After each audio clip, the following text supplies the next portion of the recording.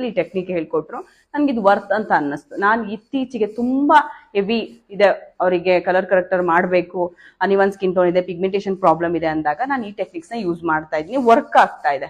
So ನಿಮ್ಗೂ ಕೂಡ work ಆಗುತ್ತೆ, ಯೂಸ್ ಮಾಡಿ. ಎಲ್ಲರಿಗೂ ಮಾಡಕ್ ಹೋಗ್ಬೇಡಿ, ಓಕೆ?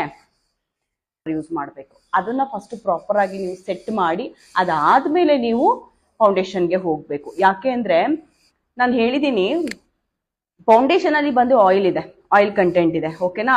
ನಾನು ಇವಾಗ ಹಚ್ಚಿರೋದ್ರಲ್ಲಿ ಕ್ರೀಮ್ ಕಂಟೆಂಟ್ ಇದೆ. ಸೊ ಅಲ್ಲೂ ಕೂಡ ಆಯಿಲ್ ಬಂದೇ ಬರುತ್ತೆ. ಎರಡು ಆಯಿಲ್ ಮಿಕ್ಸ್ ಆದಾಗ ಬ್ಲೆಂಡ್ ಮಾಡ್ಬೇಕಾದ್ರೆ ಆ ಕಡೆ ಈ ಕಡೆ ಹೋಗೋ ಚಾನ್ಸಸ್ ಇರುತ್ತೆ.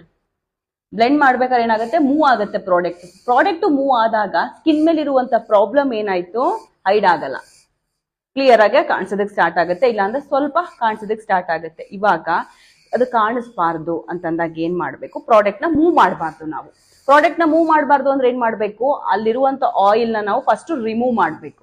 ರಿಮೂವ್ ಮಾಡೋ